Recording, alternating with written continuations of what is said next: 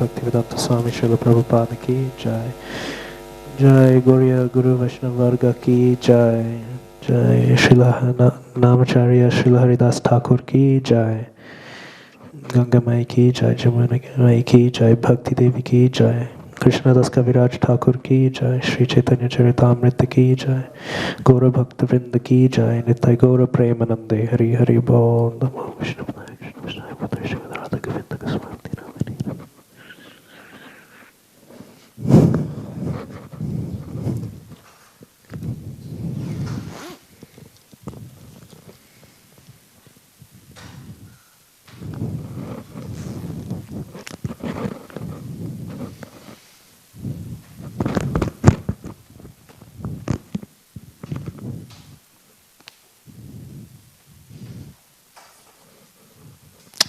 Hare Krishna. So I thought I'll just finish off today. I was talking yesterday about the pastimes in the temple. Yeah. Jai.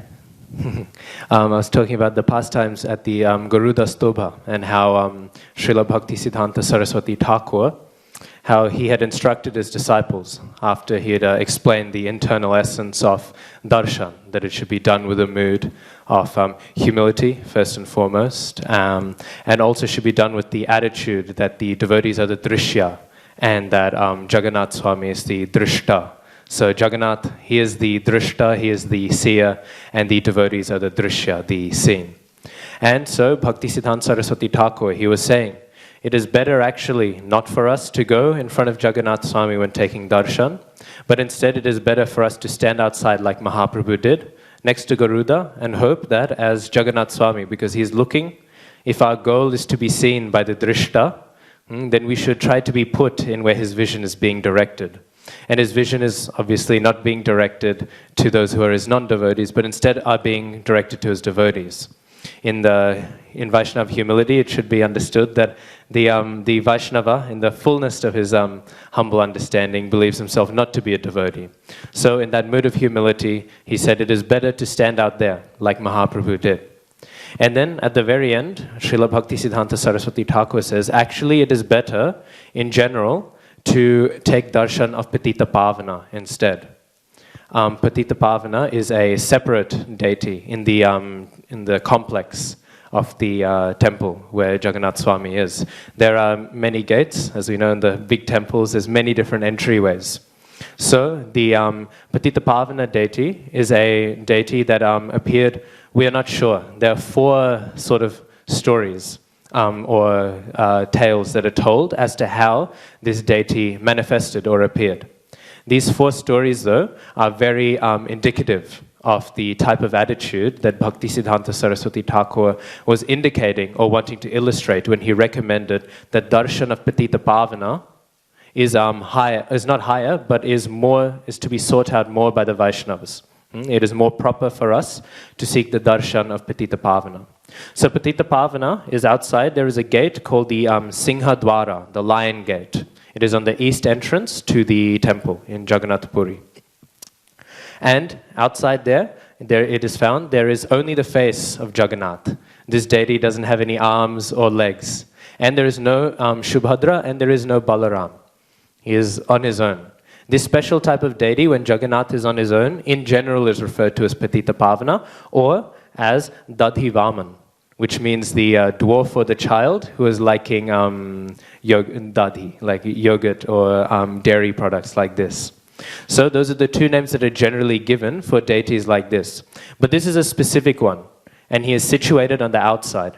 And it is general custom in Orissa that even if one is not able to have darshan of Jagannath himself, it is actually equal to have the darshan of Patita Pavana out on the side.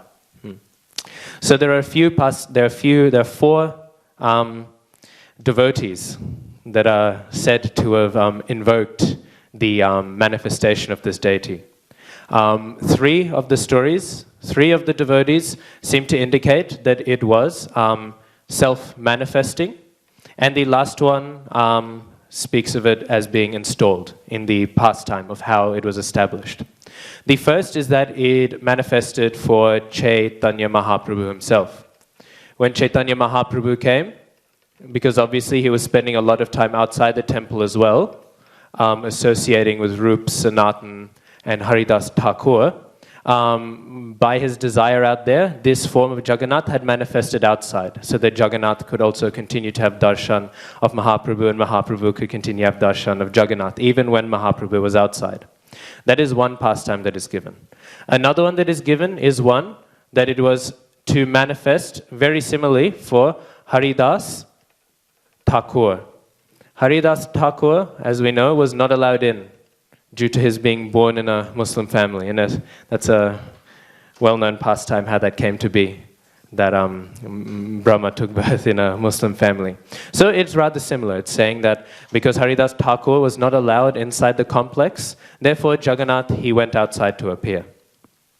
The last two are interesting. So the third last is the story in which this deity is to be considered to be installed. And that is for Ramchandra Dev II, who was a king of Orissa. He was a little later on than Mahaprabhu and Haridas Thakur. Again, we don't have strong dates for exactly when Patita Pavana was installed. Ramchandra Dev, he was a king around, when was it? He was around the 18th century. He was the king of the Orissan area. And the last story has to do with a devotee named Bhakta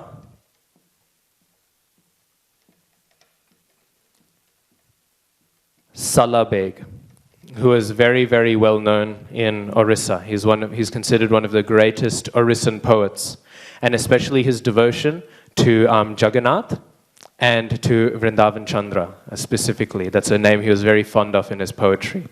And his poetry is very well known. It's said that in Orissa, everyone can at least quote, even if they do not know it is written by him, in the same way that everyone in the English-speaking world knows some Shakespeare.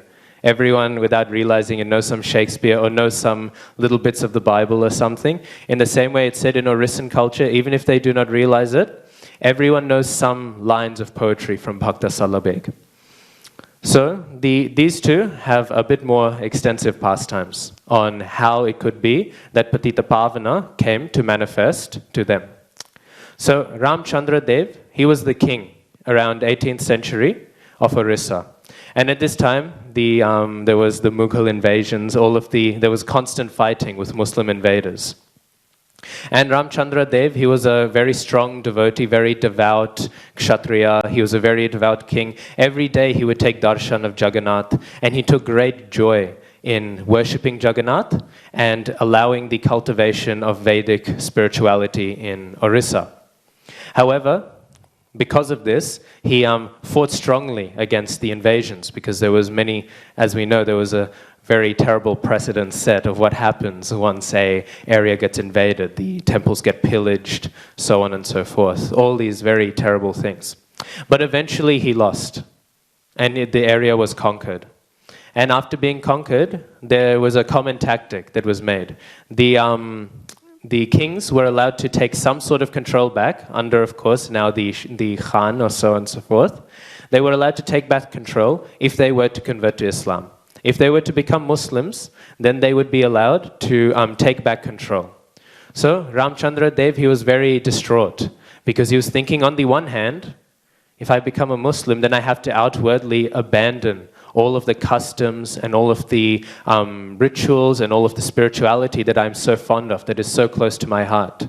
I must throw all of these things away. Who knows about my future, about how much I'll be able to enter into this temple, whether I'll be able to have darshan of Jagannath Swami. But on the other hand, he had a big issue, because if I do not convert to Islam, then who knows who will take control of this temple? Who knows what that person will do? Whether they will recognize the significance of Jagannath. Will they be able to take care of him as much as I want to do? Will they maybe do all sorts of terrible things, pillage the temple, sell all of the wonderful opulent items there? What will happen?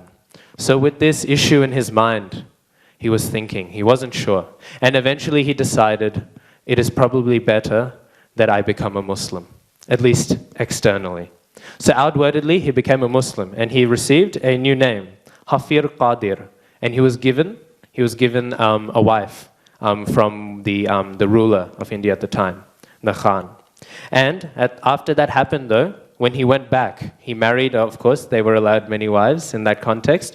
But when he returned back, all of his previous wives, they abandoned him. They went back to their families' homes. They said, what are you? You've adopted all of these things, you know, all this meat eating, all of these things. You've taken this new non-Vedic name. Who are you? So they went off with their children and they went back to their family homes. Also, it's called the Mukti Mandapa. Is the management, is like the governing body commission, if you will, of the of the temple at the time. When they heard of this, they said, no, you're not allowed to take darshan. But not only are you not allowed to enter the temple, as we know in Ratha Yatra, it is tradition that the king of Orissa, he sweeps. He sweeps the road. He sweeps. They said, you are not allowed to do this. You are not allowed to have any contact with Jagannath. Even this, they ended during this period. And furthermore, and every Ekadashi in Puri, it is tradition that there is a thing called a Mahadeep, where they take a deep like a lamp, but it's a great lamp, and it is lit at the top of the temple, and there is a great prayer that is sung out by all the Brahmins, asking Jagannath to bless the king of Orissa, so that he may rule nicely. This was also ended. So everything was ended. And of course this king, Ramchandra Dev, he was so distraught. Being such a great devotee of Jagannath, that was his only joy in life. And in order to help preserve and protect Jagannath, what had happened? He had lost any connection he has. And so he would go out every night and he would weep and weep and weep intensely. And every night the pains that he was feeling in separation from Jagannath were getting stronger and stronger and stronger. And he would go closer and closer to the temple until at one point he went as close as he could. He went to that eastern gate. And at that eastern gate, he would weep and weep and weep every night when no one could look. He would go and he would weep and cry. And while this was happening, Jagannath was hearing this crying, obviously. And Jagannath, he was feeling very, very upset. So at the night, when no one else would see, Jagannath himself, he would leave the altar and he would walk to that eastern gate. And he would go and he would give darshan to this Ramchandra Dev. And when this would happen, every time Ramchandra, with tears in his eyes, now from sorrow to happiness, he would explain, however, his painful condition, how much he wishes he could serve Jagannath, how he used to be able to. He explained this whole thing. And so Jagannath would hear, and Jagannath himself would be hurt that his devotee could not express devotion to him. And because of this, so then Jagannath, he returned back though, every day. But because of this, every day there would be on the floor, some of the flowers. We know sometimes garlands, they fall apart. We see sometimes after the Bhagavatam classes there's petals on the floor sometimes. Like this, there was petals and the jewelries, or maybe some of the clothes, all the decorations that were given to Jagannath. A few of them would be scattered on the floor in between the main altar and the eastern gate. And the Brahmins who were in charge of the worship, they were very confused by this. They were wondering what is happening. And so they were praying. And with wonderment, they were thinking, what is happening? And then what happened was, one day, the head Purohit, in his sleep, Jagannath appeared. And he said, I am not very pleased with how you are running this temple. He said, I am not very pleased with what you have done to my devotee Ramchandra Dev. In order to protect me, he has sacrificed so many things. And what have you done? You have punished him for it. So because of that, the Purohit said, he went to that whole governing body of the temple, and he said, we must change these things. So because of that, because he still wasn't allowed in the main body of the temple, they still were not willing to compromise to that degree. But instead, it was installed Patita Pavana.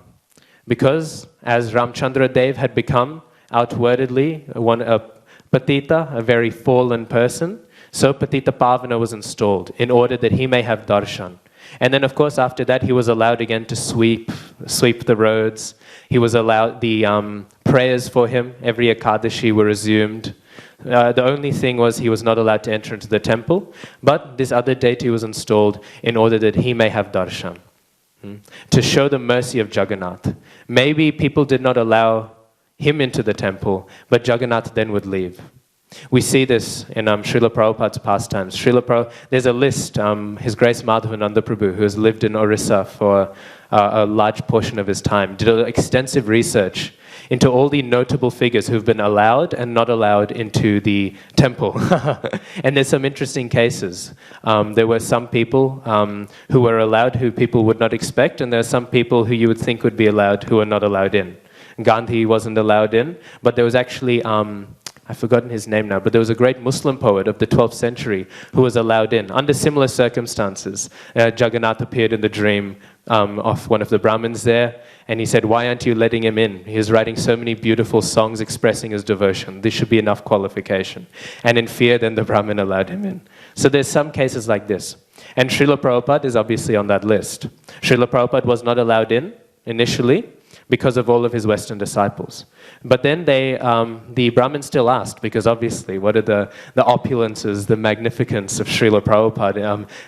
Everyone will still want to hear Krishna Katha from such a soul. So they asked to give a class to them. And when Srila Prabhupada gave that class, you can read the transcript or hear the recording. Prabhupada, he didn't diplomatically beat around the bush. He told them directly. He said, Jagannath, he is leaving not only this temple, but he is leaving India itself. And all around the world, there are so many great devotees of Krishna. And Jagannath, he is going to meet all of them. And meeting all of them, he is already going out. You cannot stop him. These devotees, Jagannath is already going out to see. I am not saying that you should admit them, that you should admit these sweet devotees in. I'm not saying you should admit them so that they can see Jagannath. Jagannath is eager to see them. He is the Lord of the universe. He is not Bharatnath. He is not Americanath. He is Jagatnath. He is Jagannath. He is the ruler of the whole world. So he will appear wherever he wishes. Jagannath will follow his devotees wherever he can find them. The real issue is that you are missing out on the opportunity to serve these Vaishnavas by allowing them in. That is what is the fault here.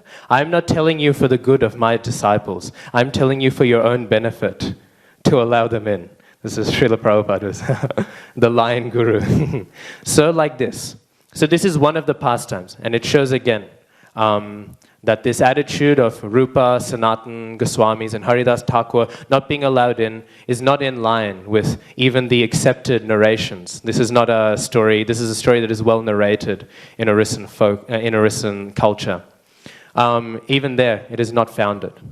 Bhakta Salabeg is a somewhat different but similar story. His cultural impact on Vaishnava culture in general, his bhajans are very sweet. They are the epitome of that culture and mood of humility. In every single one of his bhajans, we will read, he will constantly mention that I am a Yavana, I am a Mlecha, I am of the lowest of all births. And then because of this, I am begging mercy to who? To Patita Pavana. Because I am Patita, therefore I have a special qualification. We also hear this in Sri Krishna Chaitanya Prabhu, the bhajan. Because of this, I am begging to you. Not because I have qualifications, but because my qualification is my fallenness.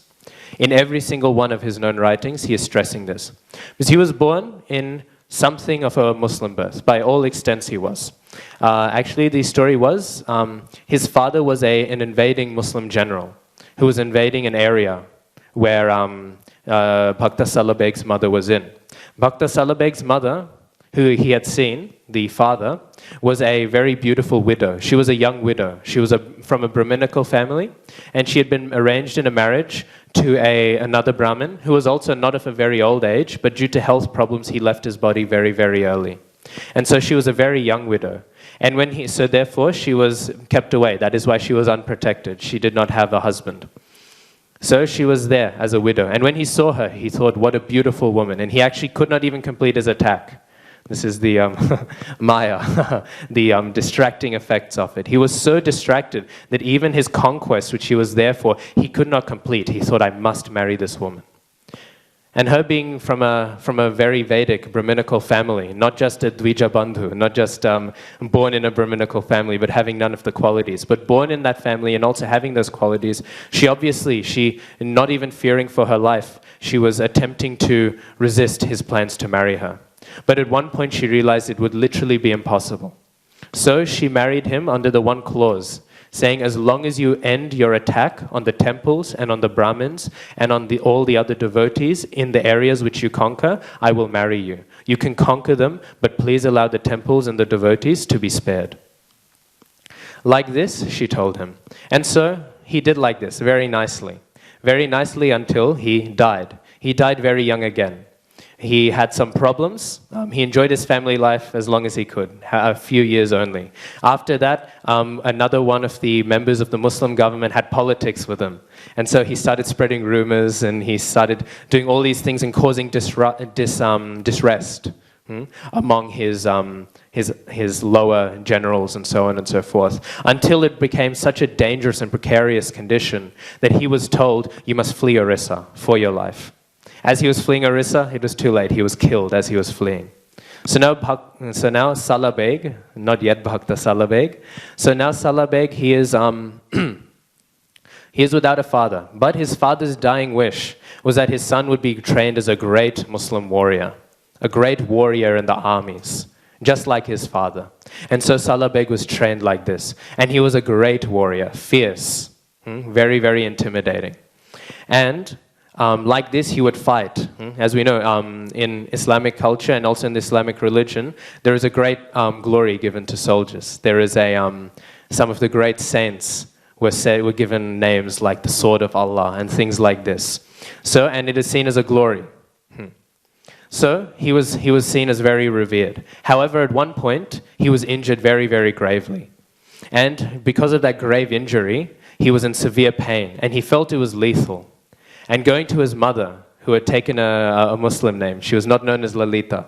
Her name, I believe, was Fatima. She was given the name Fatima Bibi. So she was given this name. And he went to his mother and he said, look, I'll be honest, I would rather die than continue in this pain.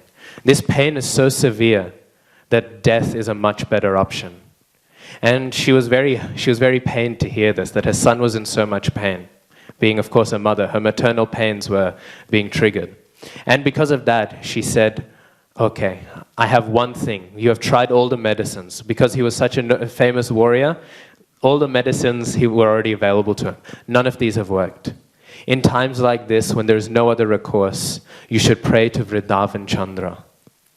And so, Salabeg, at that point, he said, who is this Vrindavan Chandra? I have not heard this name before. And then she said, he is none other than Krishna. And Salabeg, he looked with disgust. He said, Krishna? That idol? That false god? You're a wonderful Muslim woman. How can you tell me to worship somebody like this, to ask somebody like this? I should not do such a thing. How could you even think to advise me something like this? And then at that moment, she revealed to Salabeg. She explained to him. She said, well, actually, she said her whole complicated story. Actually, I am Lalita, and like this. And so Salabeg, he was still confused. But he said, I have come from you. My body is only the byproduct of your body. Therefore, my body, in a sense, belongs to you almost as much as it belongs to me. Because of this, I will trust your opinion, and I will do what you're saying. But how can I worship this Vrindavan Chandra? Who is he? And then at that point, the soon-to-be Bhakta Salabeg, his mother Lalita, she spoke to him beautiful Krishna Katha. Her heart was enlivened that after so many years of having to suppress her devotional tendencies, she was finally able to speak the glories of Krishna. And she said, oh, my Gopinath, he is in Vrindavan. And his father is Nanda Baba, and his mother is Jashoda. And he has very, very many sweet friends, the Sakhas. And he is always engaging in wonderful, loving affairs with all his devotees, especially the Gopis and Srimati Radharani. My Gopinath, he is having this beautiful skin like the monsoon clouds, but it is glowing like lightning. Like this, she is describing very beautifully the nature of Krishna. And hearing this, Salabeg, he's thinking, well, now I will be able to meditate. I will do this. So now at this point, Salabeg becomes Bhakta Salabeg.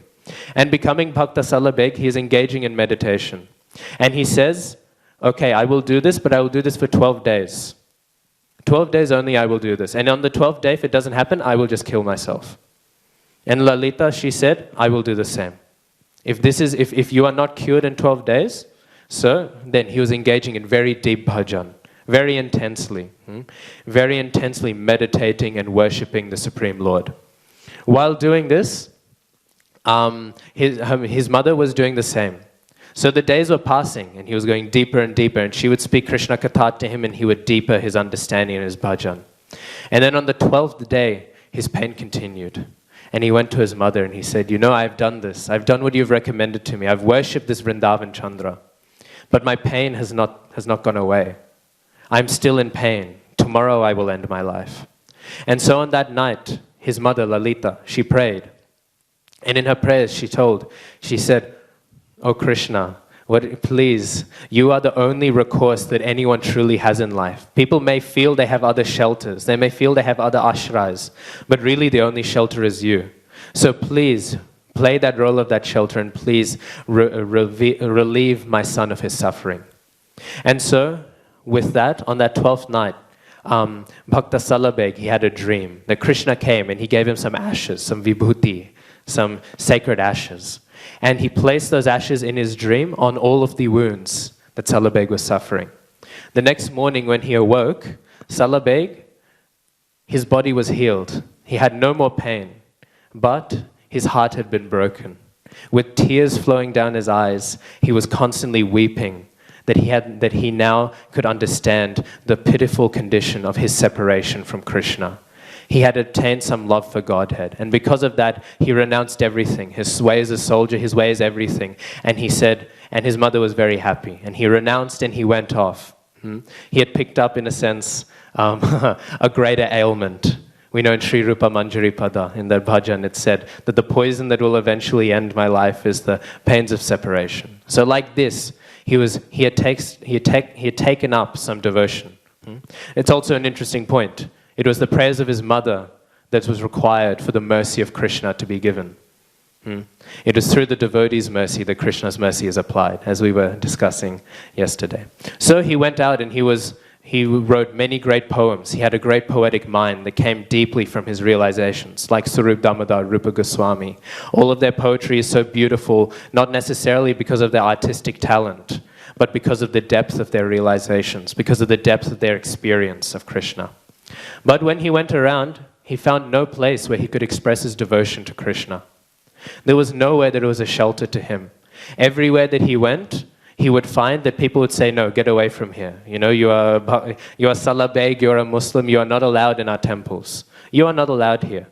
Not even in the Jagannath temple, in no temple in Orissa was he allowed. So after a long, long time of being like this, destitute on the streets, trying to find a place where he could be sheltered, he decided, I will leave now from Vrindavan. And leaving to Vrindavan, he went and he traveled. He stopped in a small temple on the way, and there's a local tradition actually of Salabeg there. Because when he stopped there, he again was not allowed in that temple. He thought I'll try one temple on the way. And again, that temple said, no, you're not allowed in. And so he wept outside that temple. And at night, Krishna could not bear to be in a place to remind so closely just how much Salabeg was being mistreated. So the murti disappeared. As the murti disappeared, on that same night, the king of that temple, the king of the area, of course kings had some authority over temples at the time, that king who had authority over that temple had a dream, and he saw Salabeg weeping outside that temple. Seeing him weeping, he instructed the Brahmins to carve a hole in the wall. Maybe we won't let him in, but we will at least give him darshan.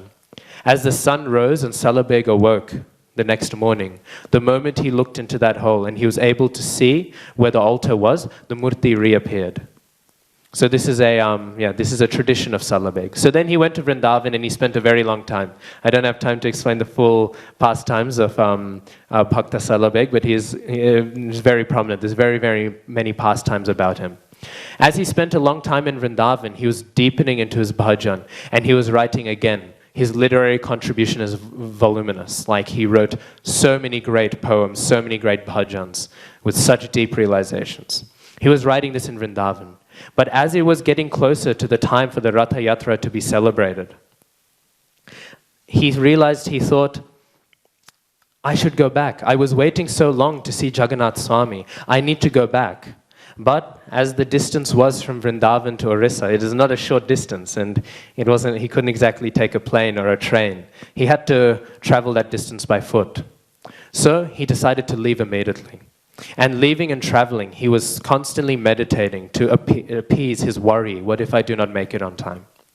As he was traveling, a few days before he would arrive, the Ratha Yatra had began. The Ratha Yatra procession was already going. And in fact, it was going and it already reached the Gundicha Mandir. At the Gundicha Mandir, then it was doing its return trip. And as this was happening, Bhakta Salabeg, he was praying, he was saying, please Lord, just give me your darshan. Please, please, this is all I want. He was constantly praying and praying and praying and singing. As he was going like this, because he would miss it, around 2/3 of the way from the Gundicha temple back home for the Rath, it stopped. And with no extra force, there was nothing. Every single item that was available in Orissa was being used, all these elephants, all this manpower, nothing could move it. And it stood there and it waited until until he arrived, until Bhakta Salabeg arrived. And when he arrived, then at that very point, he broke down into tears and realized that Jagannath Swami, out of his mercy to a patita, being patita pavana, out of this mercy, he stopped. He ended the whole celebration, which was so well planned out. He halted the whole thing just for the whims and wishes for his one devotee. And the moment that he had darshan, Bhakta Salabeg, the Rath continued to move. And then it returned. And because of this, his position was realized. And it is said, at that point, even though he was not allowed into the temple again, and Jagannath Swami himself stopped in order that the darshan may be had. But it is decided that some people will know better than Jagannath himself. He was still not allowed in the temple. But it is said that that same Patita Pavana then manifested at that eastern gate in order to reciprocate that mood. So this deity, Patita Pavana, which Bhaktisiddhanta stressed upon, is very much following that mood that Bhaktisiddhanta Saraswati Thakur seeks to implore.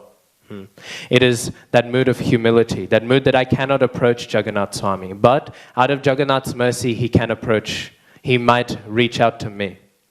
And that is why he said it is better to take darshan of Patita Pavana for those of us who are trying to cultivate humility on the devotional path. Let us not think that we can run in and have darshan of Jagannath. Let us go to Patita Pavana, a deity who is manifested especially for cases like us, the Patitas, the most fallen. Yeah. So that is that is a interesting sort of a few bits and pieces regarding that one specific pastime of Mahaprabhu looking over with Haridas Thakur, Rupan Sanatan Goswamis over to have darshan outside the temple. So then, I thought we'll go ahead and continue. So, for the last section of this chapter, before we begin chapter 2, there are some extensive descriptions given about the bibliography of the 6 Goswamis. It is described here that Srila Rupa and Sanatan Goswami were sent by Mahaprabhu to Vraj, and by his order, they went to Vrindavan Dham. After going there, they preached devotional service and discovered many places of pilgrimage. And while doing that, in their preaching, they brought various scriptures to Vrindavan and collected the essence of these by compiling many scriptures on devotional service. In this way, they delivered all rascals and fallen souls. Through the contributions of their literary achievements, that is how they decided to preach and deliver all these fallen souls. We can see that book distribution as a concept has a very extensive history. It is not, even though the Brihat Mridanga really was able to be drummed the best with the advent of the printing press, it is not that books are a new introduction with emphasis in our line. Already at the time of Krishnadas Kaviraj Thakur, forget about maybe neglecting their literary contribution. It was already seen as one of their great glories of all the books that they had compiled. And in fact, Srila Prabhupada himself, or it was either Bhaktisiddhanta Saraswati Prabhupada or Bhaktivedanta Swami Prabhupada who said, he was asked about doing book distribution is kirtan, yes, it is preaching. We are going out and doing this preaching. But is the printing of the books, is this devotional service? Should we understand it as something that assists the kirtan, or is it something of its own? What is the position? Because of course this printing process is a new thing. But such higher position was even the printing of the books, let alone the writing, that Prabhupada himself said that actually it is to be considered to be archanam. It is like deity worship, the construction of these books. So the books are given a very extensive and deep role in our line, and this is not a new thing introduced maybe by the preaching styles of Bhaktisiddhanta Saraswati Thakur. It is all the way back to the six Goswamis themselves. And that is why we are Rupanuga. We are following in the footsteps of Rupa Goswami. It is not, some people will sometimes say, they will read texts like these that we are about to discuss, or they will read other texts and they will say, oh, you know, Rupa Goswami, it says about, only about the cultivation of eternal moods. We must, if we are not taking to Raganuga Bhajan, if we are not reading all the Rasik Shastras, then we are not Rupanuga. We are not following in the footsteps of Rupa Goswami. Because Rupa Goswami is Rupa Manjari. We must read all these highest things. Otherwise, how can we say we are Rupanuga? People might say like this. But this is actually, if we can read right here, this is not true at all. The emphasis on books, on preaching, this is how Rupa Goswami is being glorified here. And therefore, to be a Rupanuga, yes, it can mean all those rasic things much further down the track. But for now, if we want to be Rupanugas now, there is no better way. And in fact, with this emphasis here, there really should be no other way than by service towards Srila Prabhupada's books and all of the other great books coming down in our line, and in preaching in general. So, then we can continue on to the books. So the Goswamis carried out the preaching work of devotional service on the basis of an analytical study of all confidential Vedic literatures. Thus, one can understand the most confidential devotional service of Vrindavan. It is said sometimes that one does not even need to go to Vrindavan in order to dwell in Vrindavan. Merely by studying the books of the six Goswamis, one can be considered to already be residing in Vrindavan. And we can see here there is an emphasis on confidentiality.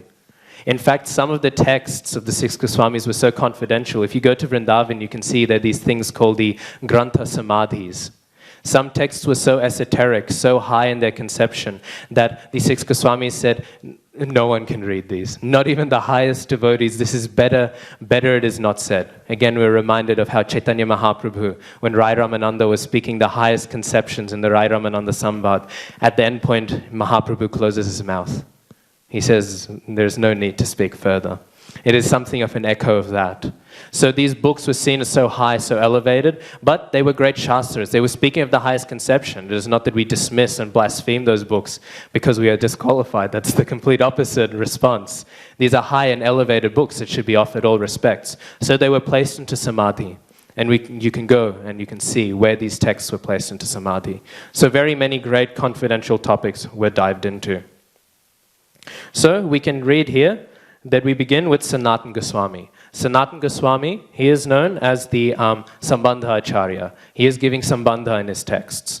So, when we begin with Sanatan, he wrote, mainly we know of here Hari Bhakti Vilas.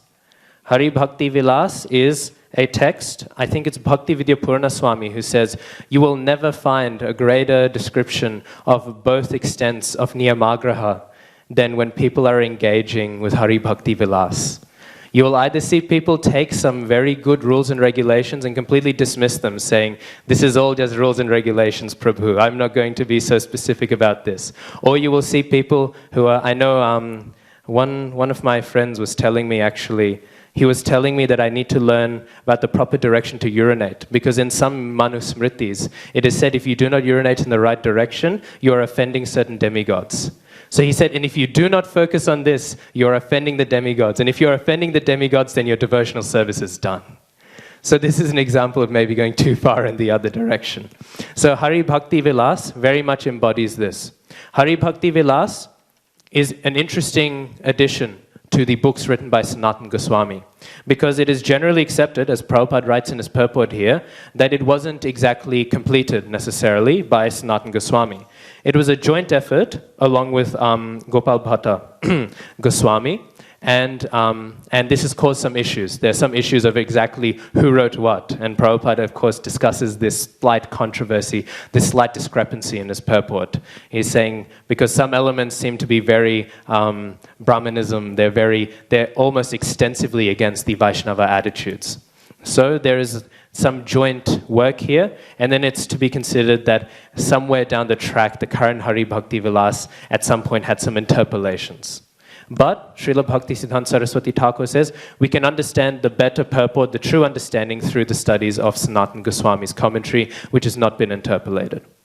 There's an interesting pastime. When Srila Prabhupada first came to Vrindavan, he brought along with him Tripurari Swami.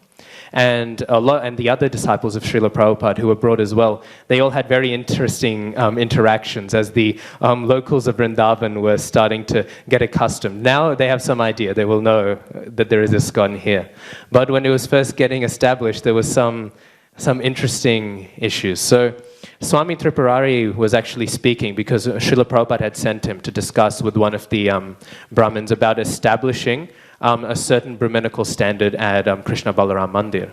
And this Brahmin was speaking to Swami Tripurari.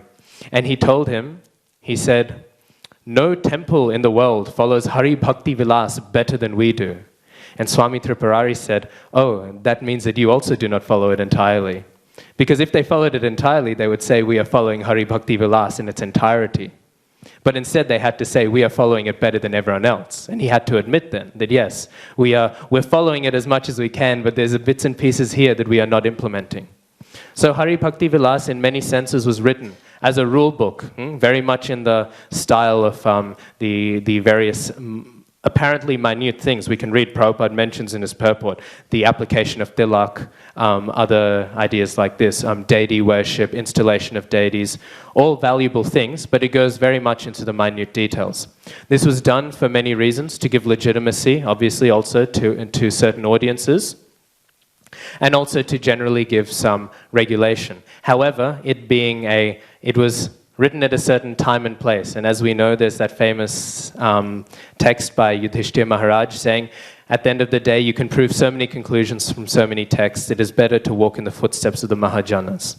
These rules and regulations were written for certain contextual points, but how to realize them in different contexts, in different environments, that is the role of the Acharya, which is why Srila Prabhupada was not so fond when his disciples started delving too much into Hari Bhakti Vilas, because it would have been confusing, it would have been bewildering, all of the different rules and points that it has.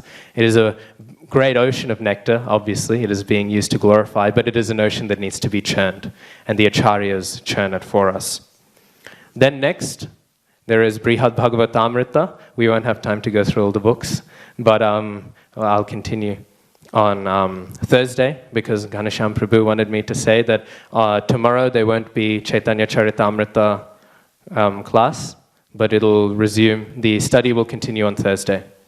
So, just quickly, Brihad Bhagavatamrita is the big, there we will read we'll now read on Thursday, but we'll read later on in the chapter that there is a big Bhagavatamrita and there's a little Bhagavatamrita, Brihad and Laghu Bhagavatamrita.